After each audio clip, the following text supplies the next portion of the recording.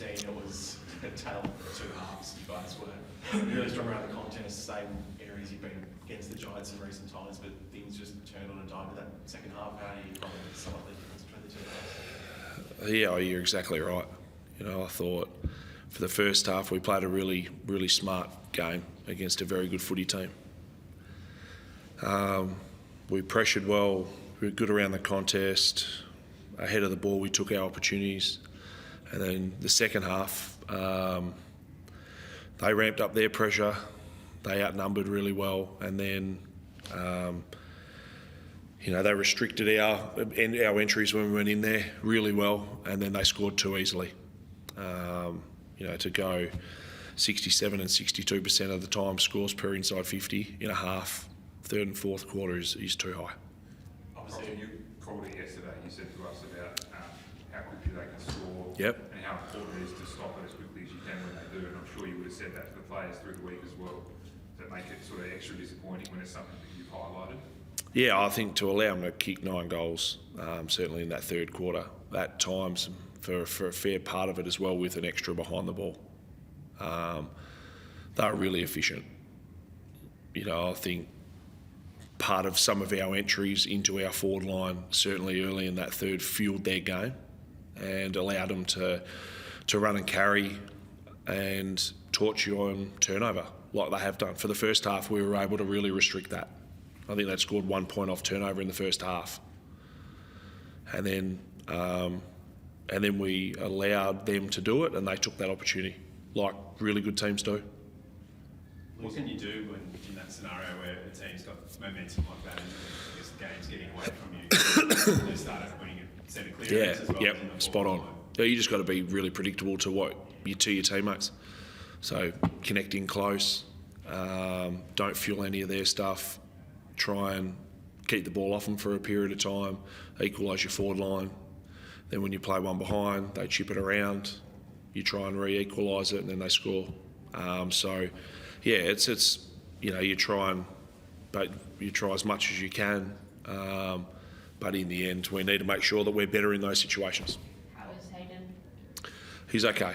Yeah, he's not too bad. So obviously, was a pretty severe concussion to stay away for.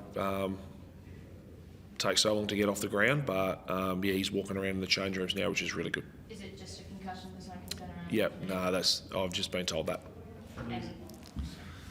Losing Hayden and obviously Joel early in that second half. Yep. Two of your key pillars at either side. Obviously, talking about the reason you lost the game, but having to adjust for that, the way you might both attack and defend. What was the key thing that you tried to do to kind of get around that and losing both those guys for essentially the whole second half, especially for Joel? Yeah, I think also the scoring power ahead of the ball GWS have is as good as any team in the comp.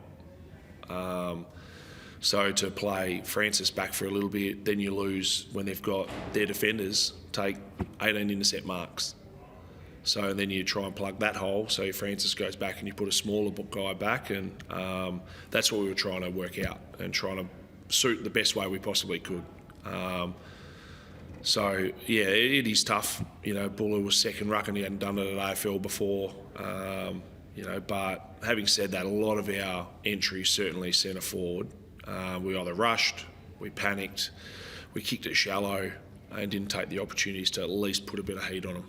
Just on Joel, I think there were maybe some issues that Tom Hapley and Aaron both came up towards the end as well. How are those two guys? They're fine. Yeah, perhaps it's a little bit sore. And Errol copped a whack on the knee, so he went back out on the ground, which is really good. And then we'll find the extent of Joel and how bad his hamstring is. But it doesn't look good to start with. Does it feel like this game sums up the season a bit, where you're chasing your tail a bit with a few injuries and having to shift players around?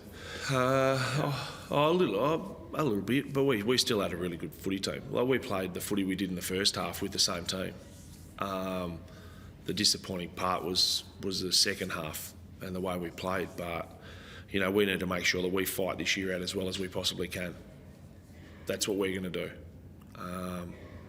We understand that it's probably mathematically impossible to make the finals, but we're going to have a throw at the stumps as long as we possibly can.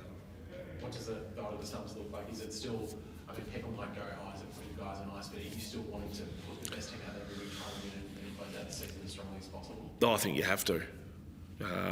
I think one thing we need to do is to make sure that, you know, we can build as much as we possibly can towards the back end for pre-season for next year.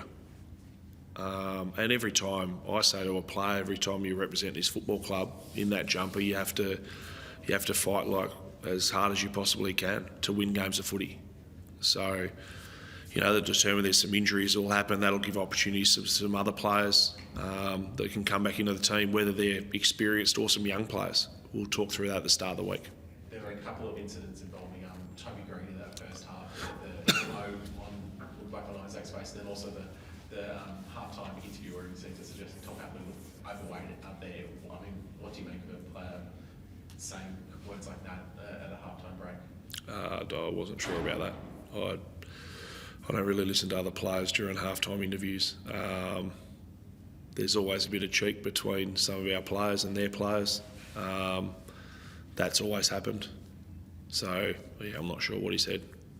Do you have any issues with that? The comment was that he looked overweight, is what Toby Green said at that time. Do you have any issues with that? Oh, I think people, when they speak in the media, generally are really calculated to opposition players. Some players push the boundaries a little bit. Toby's probably one of those. Thanks, Dan. Thank you.